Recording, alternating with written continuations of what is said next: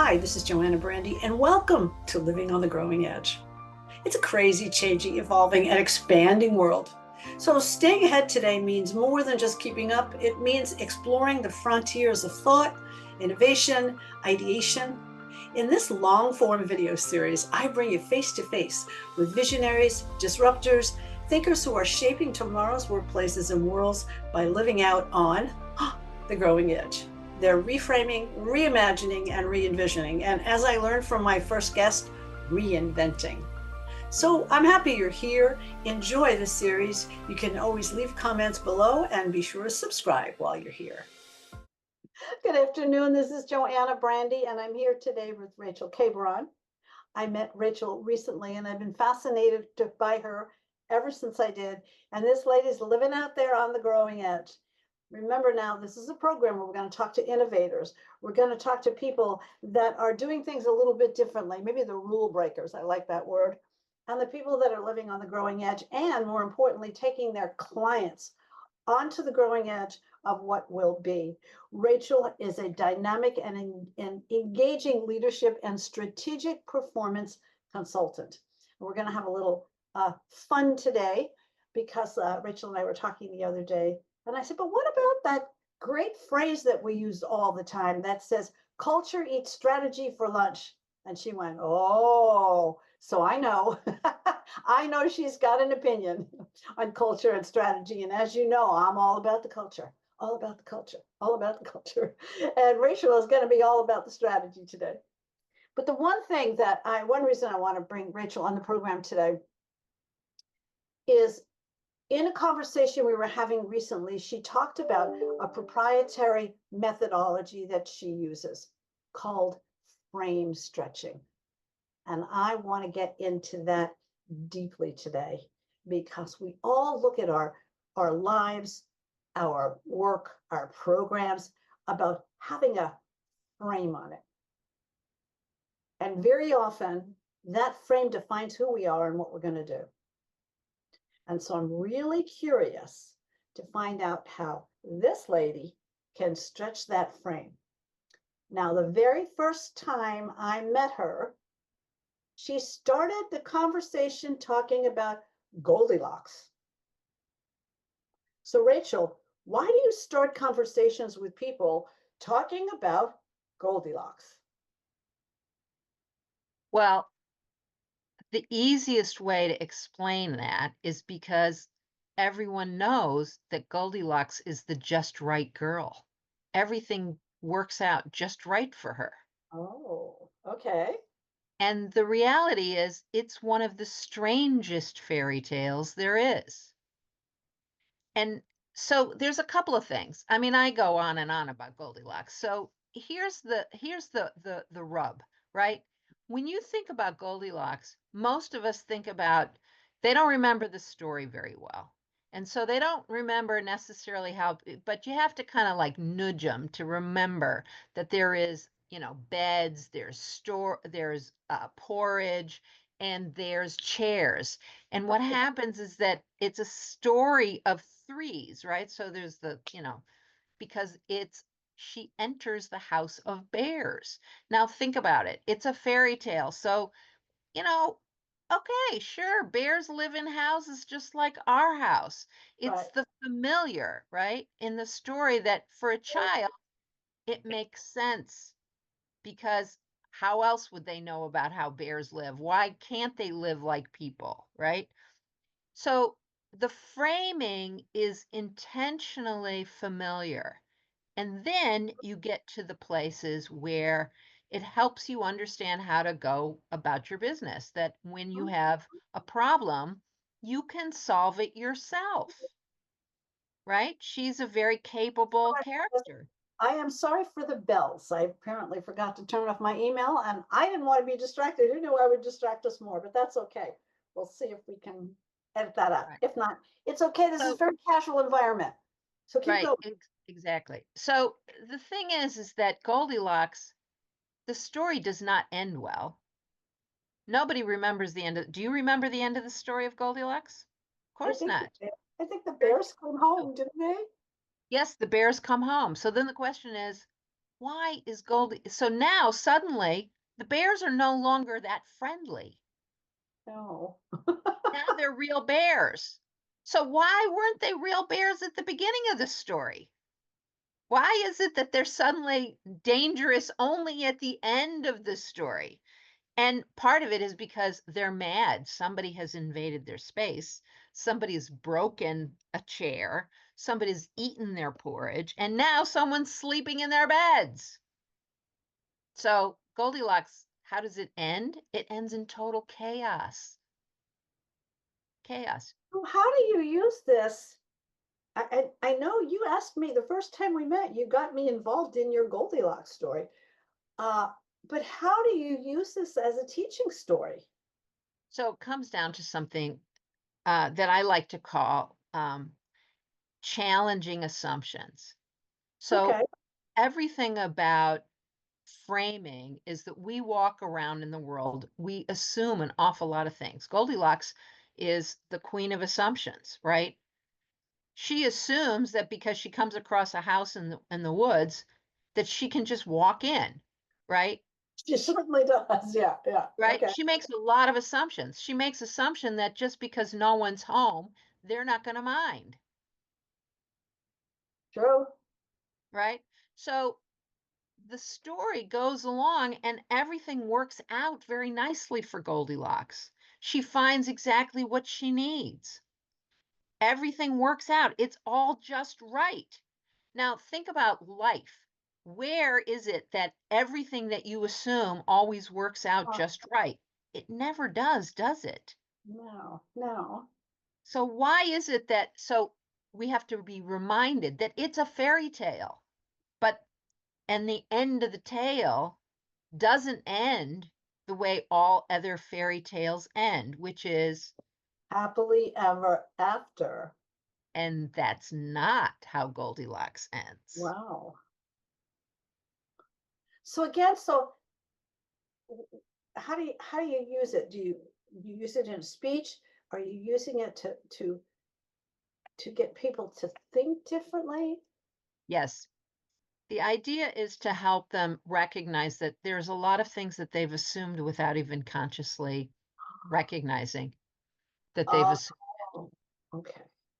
So what are So, some of the things in business that people assume from the, I mean, you've got a great resume here. You've worked with JP Morgan Chase and Citibank and Guggenheim and the General Assembly. I mean, you have a really impressive CV here. What are some of the things that they didn't recognize?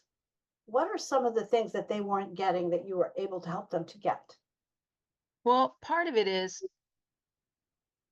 companies love predictability. Oh, absolutely. Oh my gosh, yes. And most people would prefer the world to really be like Goldilocks. Very normal, right? That that there is such a thing as a normal distribution and that everything you encounter is going to work out, right? That's what we Okay. want to be true. We want that if we tell somebody to do something that they're going to understand it and that they're not going to think about it differently, that they will understand the same things that we do, just like everybody understands the story of Goldilocks. Well, that is not the case. Everybody is in any meeting you go to, whatever it is you're thinking, it is very unlikely that everybody in the room is thinking about the same thing at the same time. Absolutely. And so the question is, how do you expose what they're thinking without making people feel insecure? Huh. Well, how do you? Well, part of it is that you have to begin by laying all the assumptions out on the table. Okay. You have to start with finding common language that everybody understands. The That's an important workplace, part, isn't it? Yeah. That's really right? The important. workplace is getting more and more. Um, we've got more people, you know, the that are coming from all sorts of different places, whether or not, whatever their backgrounds are and whatever schooling they may have a particular preference for a model, they may have a particular preference for a mentor, they may have a particular preference for a favorite author, they have their own sports teams, they have their own, you name it, right? Sure. So the question is, it is very likely that you're going to find people who would naturally have confrontation based on their preferences. So what happens in those rooms is that people dial back, right? And the minute they dial back, they're not giving you everything they got. They're underperforming. They're keeping their mouth shut because they're not necessarily being strategic, but they're definitely being self-preservationist. Well, yeah, because if you're in that room, you're in any room, and you know that what you're thinking is different than what everybody else is thinking, and you suspect that if you speak up, nobody's going to be on your side because your idea is too revolutionary or too different or could cause conflict. Yeah, I can see why people would pull back, right? Or you get a case where you've got a newbie in the room. Sure, Somebody doesn't absolutely. know the ropes, right? And so when they don't understand something, they don't want to admit that they don't understand I something. know. They're not going to ask the question. They don't want to people to judge them, right? And it's the judgment that comes that you want to that you really have to take off the table. You have to make it, and this is where leaders set the tone.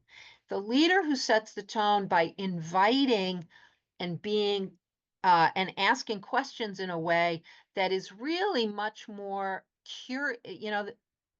inquisitive as opposed to judgmental.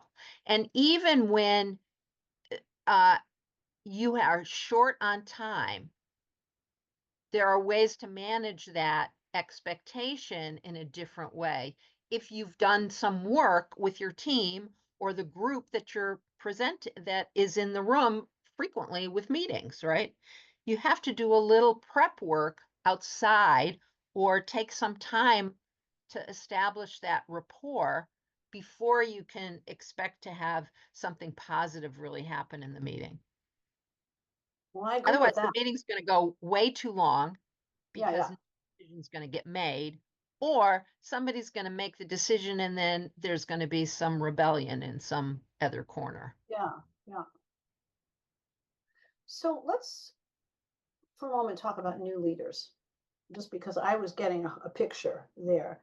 And the picture I was getting was that once someone has established that language, once a leader has said, this is how we're going to do things here, and I want you all to speak up, and it's a safe environment, and every idea is a good idea. We need to work with it, whatever it is that leads. What once that is set up, do you still have misunderstanding? Because that was what I was imagining. Well, I guess what I really wanted was how'd you get there? How do you get to that place where everybody sitting in the room feels safe? Everybody sitting in the room has a desire to participate. Um, I hear exactly what you're saying. People hold back. And Right. I think we're at such a So precarious. that's really where I like to use Goldilocks. It's Okay, right there all at the right, very there, beginning. right there. So Okay, what happens is that we start by talking about this story that has zero relevance to anything we're doing. no, that's true. That's true. Nothing. There's no relevance about why, Goldilocks has nothing to do with what we're doing. It's a completely outside influence that Right, has affected right. our thinking. And now it's time to kind of dissect it together. And when we challenge the story, I'm not challenging you or your Right, authority, your right. expertise. Exactly. And so it becomes the foible that allows you to start to have some inside story among the team and Okay. come up with your own way of communicating that references the story that you can use as a safe term, right? because it's an inside reference. It's an inside baseball reference suddenly that Absolutely. everybody on the team gets, and it is your team's conversation. Right, right, right. Wonder, that kind of reminds me of, I don't know if it's the same thing. I was working with a very well-known, very large catalog company, and the leader left. I can't remember if he passed away or if he just moved on or whatever. But the new management team couldn't seem to move. They just couldn't seem to get things done. And so I was called in as a consultant, and I would sit very quietly in the meetings to Yeah. listen.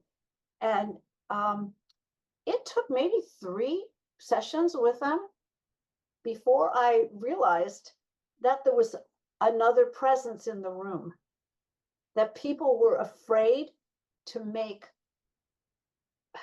changes, to think new things. When I realized that the ghost of John was with us, and the vision of the original founder was so important to them, and they had embodied it so much that they couldn't get outside of it. So we created, as I know we often do in business, we created our own language. And before you know it, people were challenging other people. And is that ghost of John speaking? Or is that you speaking? And we were able to change that culture. I think people, they just adored this guy. And I think they just did, in reverence for him, they didn't want things changing. And I'll tell you, that was a tough one. That was a real tough one. But once we got it and got how they were, and got it, and then gave them a language around, I think that's the important thing, is giving people a language around something that they own. Yep. So how do you use this frame thing, this frame stretch? I'm just fascinated by this word, this frame stretching. Right. So there's a couple of people who, there's actually an institute called the Framework Institute. And the Framework Institute recognizes that we all have mental models, Absolutely. Yeah. right? So the mental models really help us recognize how we define the world, how we define what we think is possible, what we think is beyond boundaries, et cetera, et cetera. And it doesn't matter how you come to define the frame. It's those frameworks. And you hear the word framework often in the business world because people Sure. are talking about, well, what's your business model? Well, that's a framework, right? Well, What's how are you, what kind of budgeting system do you use? That's a framework, right? So understanding that all frames are pliable. They okay. really are pliable. You have to, I love what you're doing here. It's not just, this, it's, movement. I love it. right. So one of the things that's true is that if you recognize that whatever is inside the frame is not immune to what's happening outside the frame. Okay.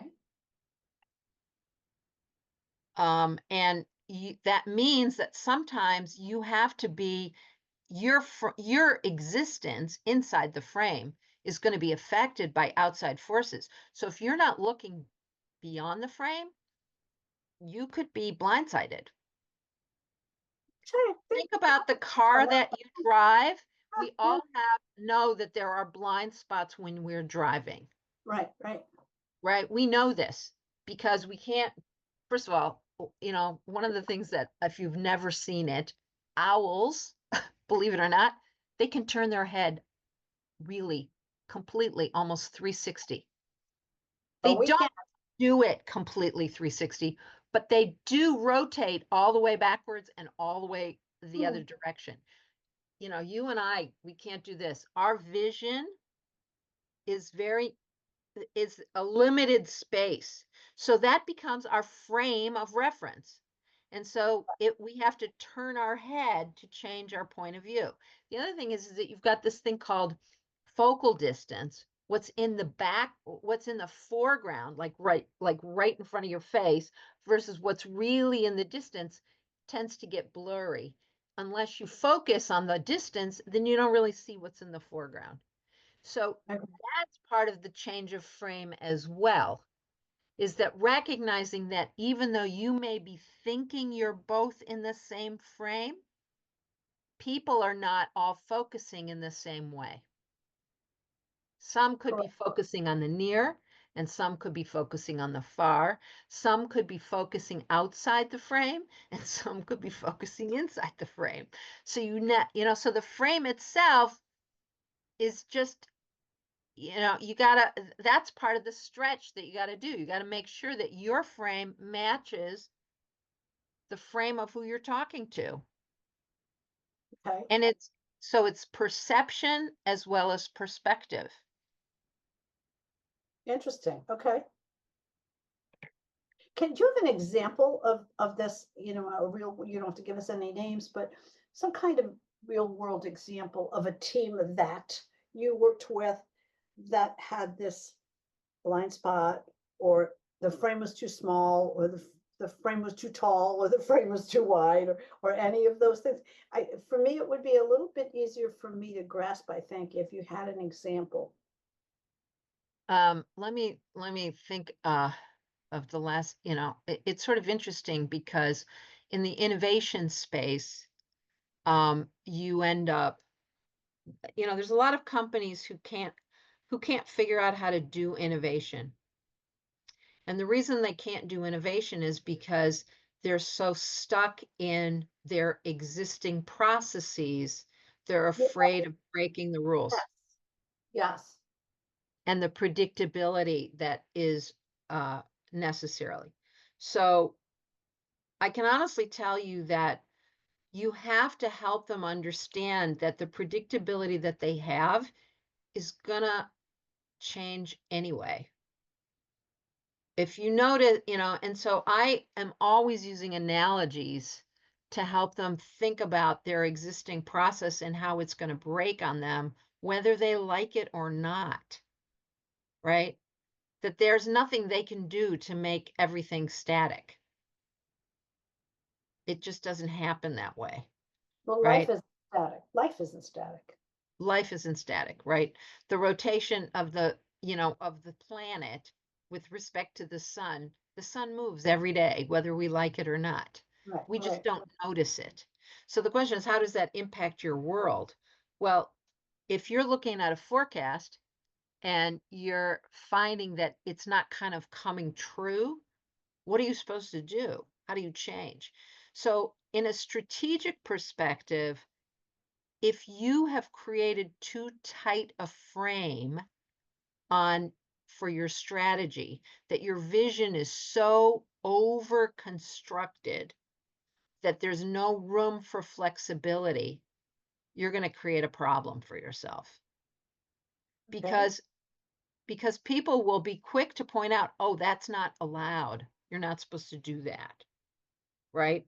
When it's an emergency and you have to be nimble, Right, right. and they can't do it because you've hampered them.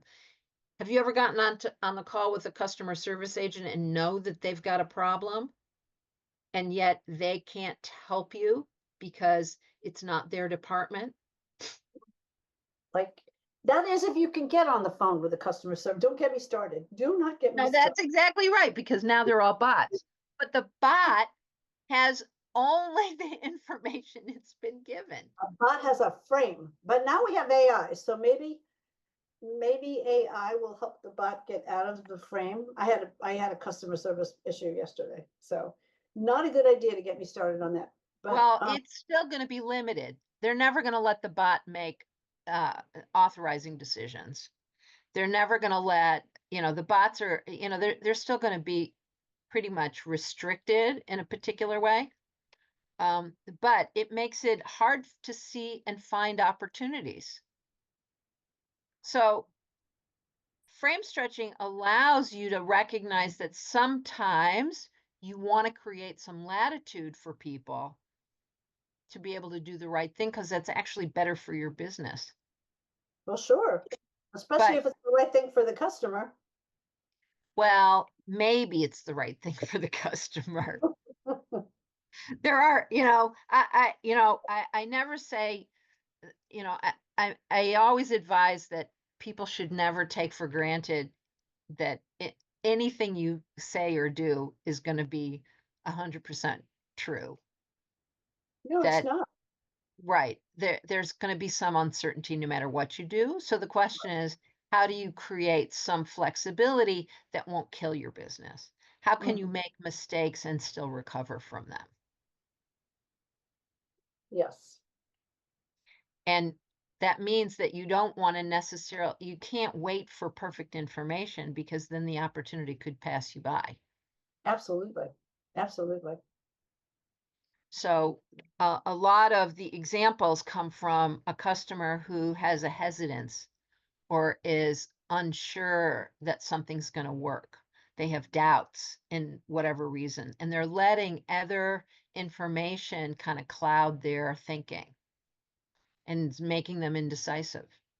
Mhm. When in fact, if you had a clear strategy, you know exactly where you're headed without knowing exactly the path you're on, you could still get there. Well, that's an interesting point about having a clear strategy, because can't your strategy itself hamper your being able to let's keep in the customer space for a minute because I'm comfortable there. Um, can't your strategy itself uh, keep you from being able to give the customer what the customer needs to delight them so they'll come back and buy again? Yeah, sure. Absolutely, that's true. But it wouldn't be your strategy. That might be your marketing. Oh, okay. So make So, that your business strategy, are you in a growth mode? If you're in a growth mode, there's certain things that you're going to do that are going to be a little bit risky. You okay, can't, absolutely, right? sure, sure. Whereas in your marketing world, you invest in a marketing campaign and it completely flops. My first entry into business was working for a very large bank that had been way ahead of its time and put together a program and was testing it in 4 markets in the United States. By Okay, the time I was hired to go solve a particular part of the puzzle, right? They'd been operating this business for a period of time and they now needed a way to measure, well, is it working? Does it work? And by the time we started to look at whether it was working, we discovered, oh no, it was working, but not to our benefit. It was working oh, to the customer benefit because none of the guardrails that later come in place existed because it was a brand new business, right? Nobody knew how people were going to do this, and they didn't know how much people would be able to continue to, use the product in a way that cost the bank a ridiculous sum of money. So it ended up completely failing the business because there were losses that were insurmountable. So they had to so shut it down. were the customers taking advantage of something, or were the employees giving the Sure. store They away? were they were taking advantage of something, but it was a new product. So they didn't, so for, in all fairness, it's credit. Okay? It's credit. So I don't know about you, but the first credit card you have, right? First credit card you have, the minute you hit your credit limit, you don't even know. How do you know you've hit your credit limit? You don't, right? You don't know you've hit your Yeah, credit you limit. generally don't. And I go back so far. I got my first credit card at 18. I goes back pretty far. I don't remember what credit cards were like, but I do remember it was a Visa. Um, but you're right. I didn't use it that much either. Now we live on cards. But back then, having this card in my wallet was just uh, an honor. It was an honor to have a credit card That's back then. exactly right, because somebody thought that you were trustworthy enough to Yes, give that card. yes. So what's interesting about it is that in those moments because you don't know how much credit you have. You've been using the card, you don't know how much credit you have. It's not Well, like the old checkbook and the right. checkbook and the Oh, check yeah. Yeah. you Right. would balance your checkbook. Not everybody balanced their checkbook. The people who didn't balance their checkbook were constantly overdrawn Right. because they weren't paying attention.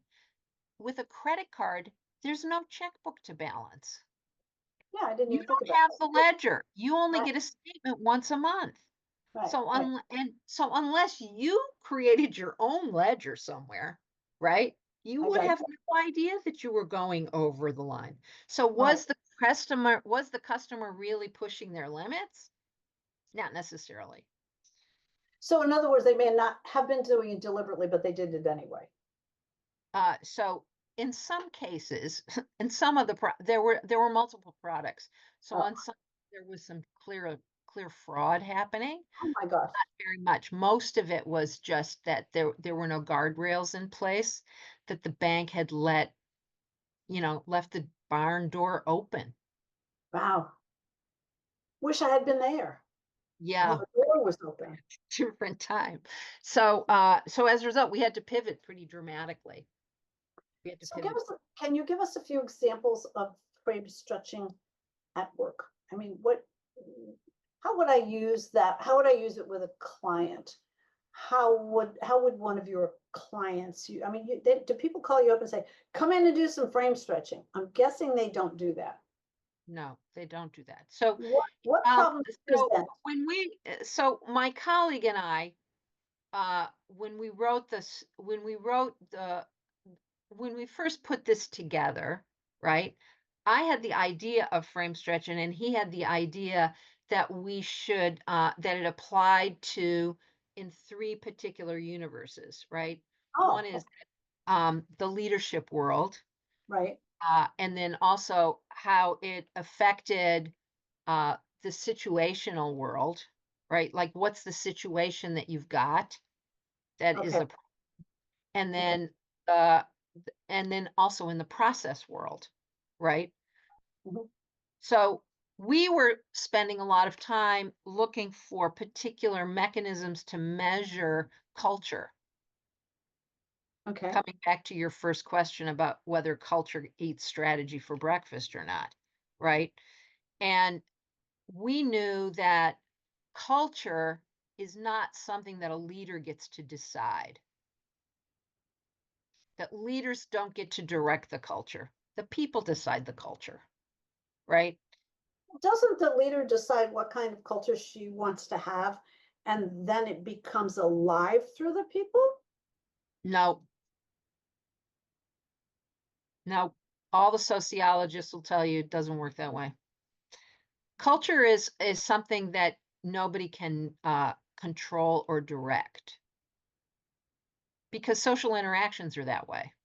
Social interactions are such that, like, everybody wants to be liked, everybody wants to be in, Sure, and then sure. sometimes, so if you push people out, that doesn't mean that so they'll react to being pushed out, right? And the reaction of being pushed out means that they may still be out, but they will affect the culture because it moves the chain where the center of the culture is, right? Well, yeah, and I know, I obviously culture is that dynamic, but initially, let's say a startup, initially you start with an idea and a set of values, and those values Should.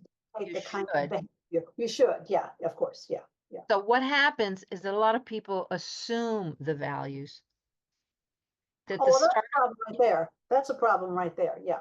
right. So what happens is they've never really sat down to think about what kind of an organization they wanted to create, how people are supposed to work together, how people are going to behave. They let somebody create a policy. Oh, that word, the P word. Oh my God. Yes. Okay, the P All right. word. So policies and cultures often are not aligned. Right, right. Right? When one of the more famous is Google, who, when they set up their company, they said, "Hey, we're about doing no evil. We're an information company." Do you right? remember the do no evil? Right. Do no evil. And it's because they purposely set it as a no culture, like what we won't do, as opposed to what is defining what we will do. Yeah. So they put the boundary there that said, okay, if you don't know what evil looks like, I can't help you. Everybody should know what evil looks like. And if you don't know that you're doing evil, that's on you. Right? And we will get rid of you. And in fact, that's part of what they did in their culture, right? Now, there's a lot of things that later, what everybody agrees is so. For example, Google famously refused to do work with defense contractors, bid on very lucrative defense contracts. Why? Because inside Google, the people they hired thought it was evil, Oh, okay. right? So they refused to actually, they said, no, we're not going to apply for those. Didn't matter that it was really good for the company, Yeah. Yeah. right? So you could see how it's very easy to fall into that trap. But so what becomes interesting is that if you look at on a process level, frame stretching is very easy to find examples of that and how you actually have to play with it. Because the question is, what's the process are you looking at this part of the process, or are you looking at the whole picture end to end? Okay. Right? So the bigger, so in the project management and the process world, they often talk about what's the scope of the project or the level. Like, are you Right. operating at the 30,000 feet level, the Right. 10,000 ground Right. level? Right? So Mhm. what is it that the customer service agent is going to do versus what is it that the transactions that are going to be in their control versus what is the process that makes somebody come into customer service or not, right? So these are all fundamentally different things. So if you change the frame from on a scope level, right? Like looking at not just what is that customer agent doing on the phone in that interaction, but what if we go up a level, Okay. what else we could do to make that experience better for the customer so that they wouldn't end up here in the first place? How can we avoid the problem to begin with? And how maybe we need to go not just to the outside of how they got to customers, or maybe we need to go up bigger and realize that there's a bigger place to go look. So that's what frame stretching does. It forces you to change that as you're looking to solve a problem, make sure that you understand not just what is the immediate thing that you could do at this Okay. level, but also look at other places from other perspectives and other perceptions. Now, is there an actual tool, visual tool, or something you use when you're doing this work, or is it just you know Oh, how you just know how to facilitate it right. There's no real tool because it's all very specific to the case to the that gets case in hand? presented, Okay. right? And Yeah. so it's a practice that people can adapt and learn how to use very easily. And part of what happens is that you can use stories as a way to help draw those analogies. So if I want to improve my business and I come to you and say, how do I do this practice? What are you going to have me look at first? First thing I'm going to do, Let's say I'm running a larger business than I'm running right now. So let's say I have 15 people and we have a product and we sell the product, but I sense that we could be doing better, that we could have better sales, that we could have more innovative products. You come in and how do you get us how do you get us to stretch in before so you the get the first frame thing to we stretch, how do you do, get people to stretch? right? So the first thing I do is often ask some four basic questions about strategy. Such as The four questions are pretty straightforward. They're what do you do? Okay. What are your strengths and capabilities? Okay. What are your competitors doing? Good one. Yeah. And then fourth, you got any fascinating data? Interesting. Do you have any fascinating data? About what? About what they. What is it that fascinates you? I can't guess. Oh, okay. I got it. I mean, if What somebody do said you to me, find what fascinating in do you have any fascinating that's data? an It's interesting basically a question. question that completely is out of sequence with everything else. Now, Yeah. what's interesting is that if you ask more people those four questions, you'll discover very few people in business can answer those questions.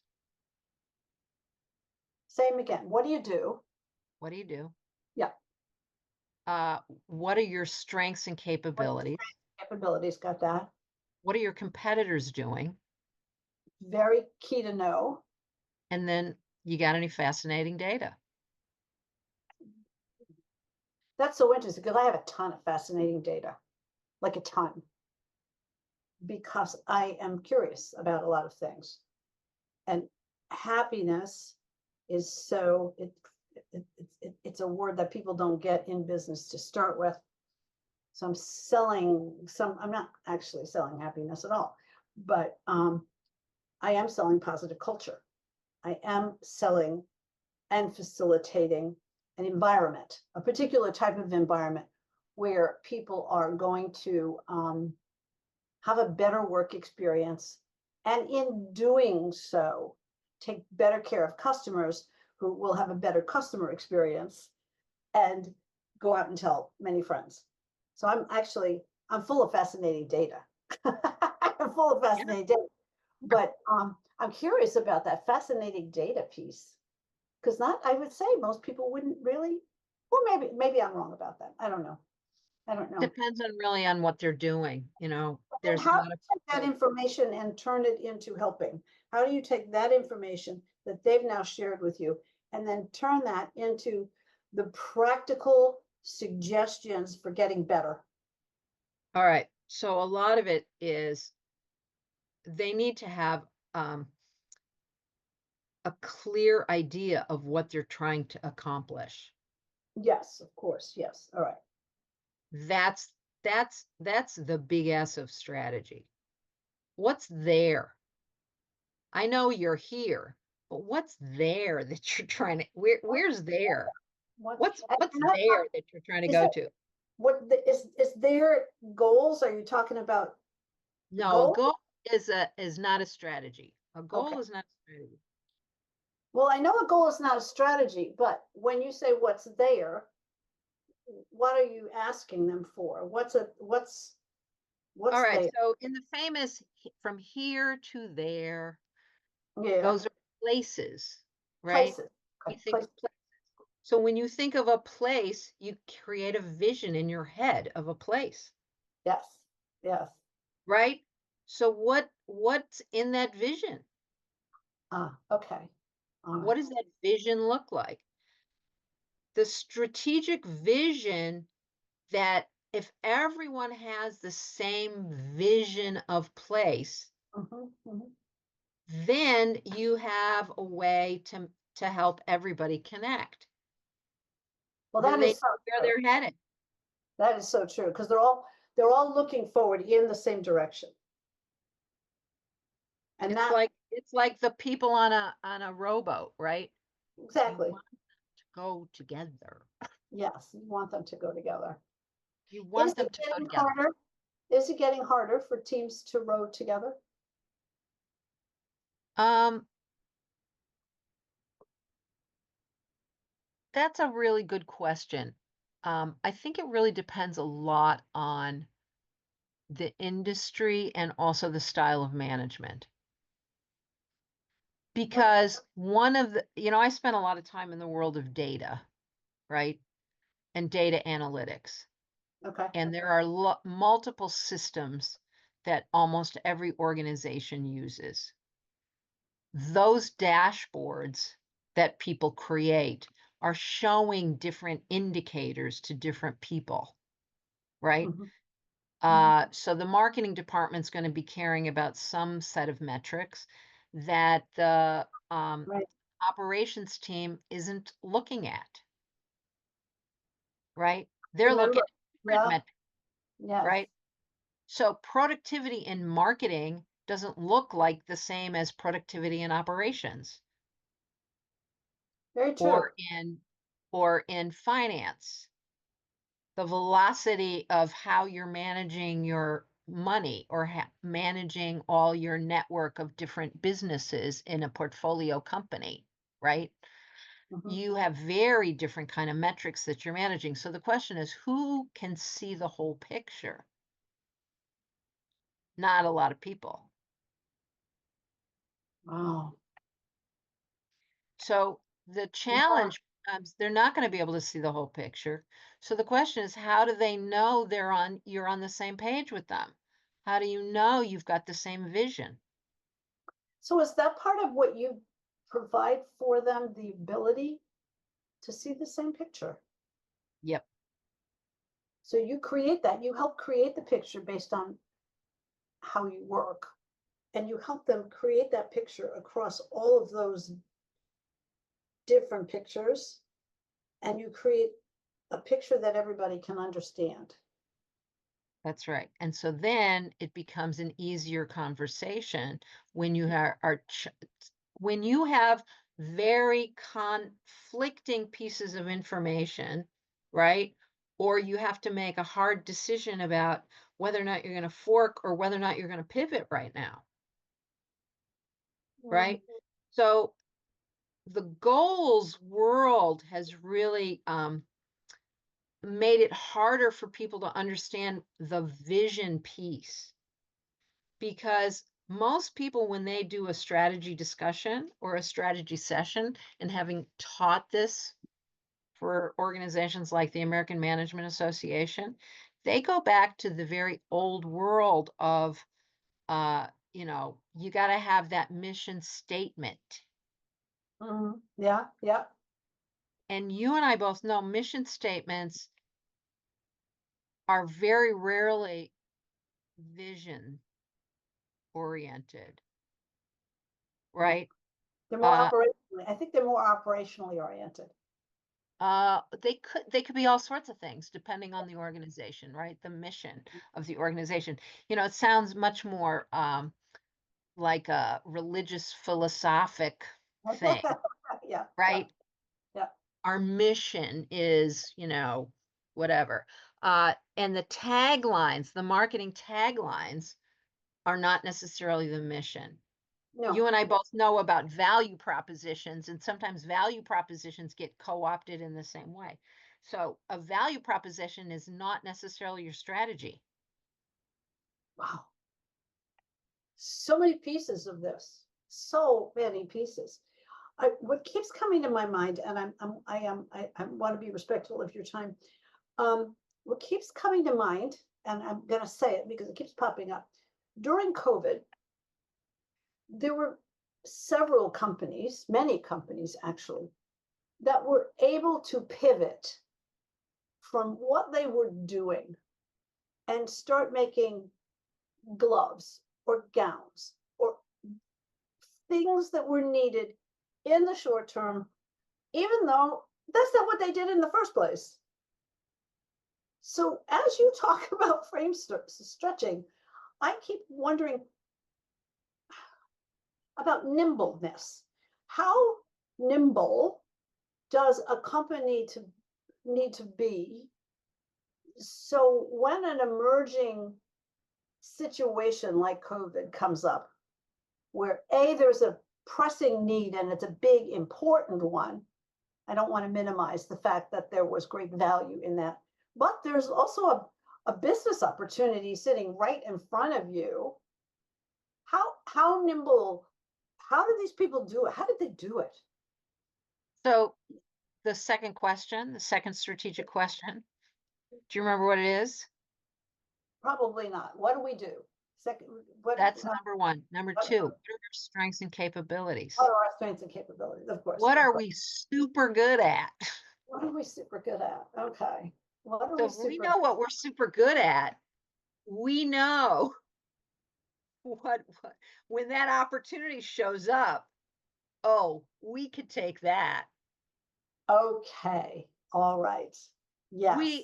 So in other words, it's a key to understanding how to seize opportunity when it shows up, because opportunity is, so I spend a lot of time talking about noticing as well. Because if you're not a good noticer, Right. not paying attention, and that's part of frame stretching. Frame stretching is being able to notice things that are outside your frame, look and constantly moving from the short to the long, the up in the corner, down in the, it's like a good tennis player doesn't just see the ball as it's coming at them. They've Right. already figured out from everything they know about their opponent how they're going to play, where they need to stand, and also Right.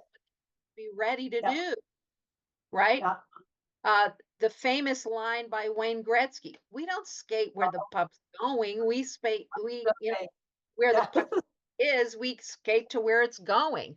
It's like a pool player that when you're figuring out where you need to, where it's going to go to hit into the hole, these are capabilities that you have to develop to be nimble. If you don't Wow. have them, if you don't have them and you don't have a clear strength that will allow you to be faster than your competitors, Yeah. have an advantage that is distinct from your competitors, where they're going, the whole market could go.